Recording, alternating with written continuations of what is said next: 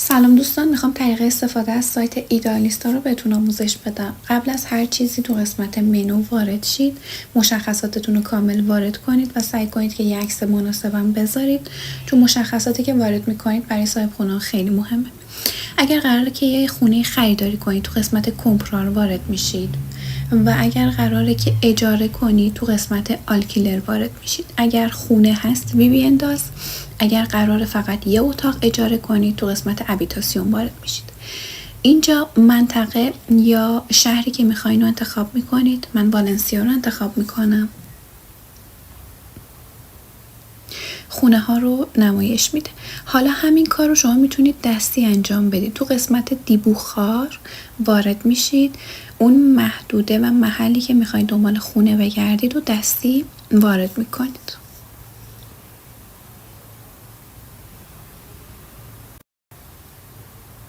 خب حالا توی این قسمت، تو قسمت اوردنار وارد میشید.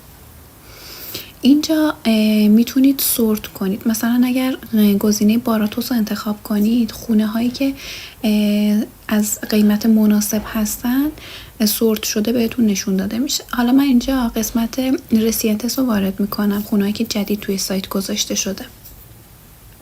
بعد میرم قسمت فیلتر و ماکسیموم قیمت رو مشخص میکنم. من میخوام ماکسیموم قیمت اتاقی که میخوام اجاره کنم 350 یورو باشه.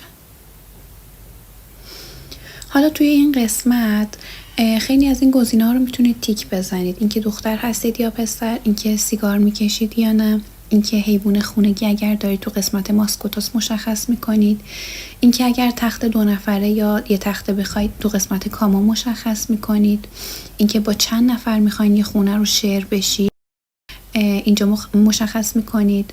و اینکه قسمتی که خیلی مهمه، اگر زوج هستید، اگر زیر 18 سال هستید، اگر اتاقی میخواید که پنجرهش رو به خیابون باشه و اگر حموم دستشویی میخواید که خصوصی باشه و خیلی از گزینه‌های دیگر رو اینجا میتونید مشخص کنید. حالا لیست خونه ها رو اینجا بهتون نشون میده. من مثلا این خونه رو میخوام مشخصاتش رو ببینم. خب هم عکسای خونه مشخصه، هم یه گزینه داره مپه که مثلا میتونید ببینید که اون خونه دقیقاً کجا واقع شده. این قسمت، این نوشته ها خیلی مهمه. متنی که خود صاحب خونه ها یا کسایی که دنبال هم اتاقی میگردن مینویسن. مثلا اینجا نوشته که 360 تا هست اجاره اتاق، به خاطر اینکه 60 تا مبلغ گاستوس بهش اضافه شده.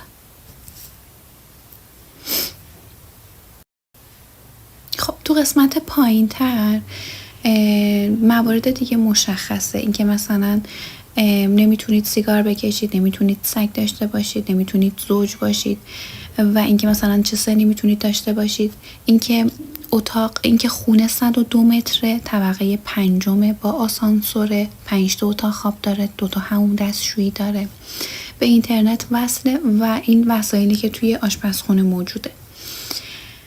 همه اینا رو اینجا نوشته و اگر شرایطش رو داشته باشین توی قسمت چت با صاحب خونه یا کسی که این آگهی رو گذاشته میتونید چت کنید و یه قسمت داره یامار، میتونید باهاشون تماس بگیرید.